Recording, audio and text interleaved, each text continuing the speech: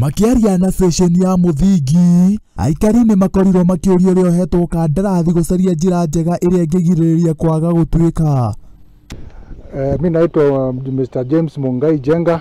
Huyu mwenye alikuwa kandarasi wa kutengeneza hii barabara alitengeneza ikiwa kama haijaserant. Sasa vile maji inatoka huko juu kwa mlima inakuja inakatalia pale juu, inabidi hiyo mchanga sababu inakuwa mzito iboromoke. Sasa na iko mtaro ingine ilikuwa imechimbwa na hiyo mwenye kandarasi ya kuteremsha maji. Sasa hata hiyo imesibwa na hiyo mchanga yote.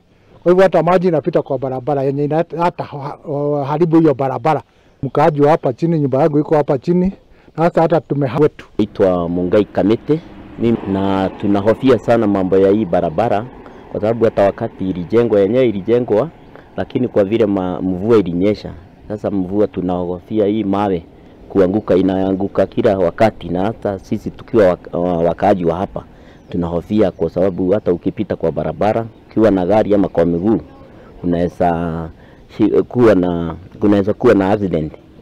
Kinyagia rĩu aikari aingĩ nĩ mathamĩte gũkũ makĩria thirikari kũingĩrĩrana nĩguo magĩcoke kwao, kuona barabara ĩno nĩyo ĩkoragwo nyitithanĩtie barabara nene ya Nairobi na ĩrĩa ya Nakuru. Mkaaji wa hapa chini, nyumba yangu iko hapa chini. Hata tulihama kama tuko na wiki kama 3 hivi, na tulihama juu hizi mawe kuogopa kuhofia isiteremka na yuko chini.